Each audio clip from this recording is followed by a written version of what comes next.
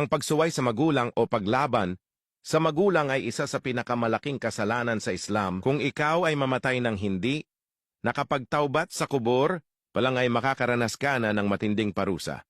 Sinabi ng mahal na propeta Muhammad sallallahu alaihi wasallam, Qala Rasulullah sallallahu alaihi wasallam, Ala ukhbirukum bi akbaril kabair? Qulna, Bala ya Rasulullah. Qal, Al-ishrak billah wa uquqil walidain.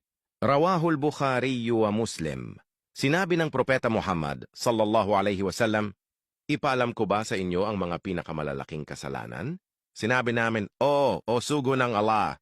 Sinabi niya, ang pagtatambal sa Allah, shirk. At ang pagsuway sa mga magulang, uquq al-walidain.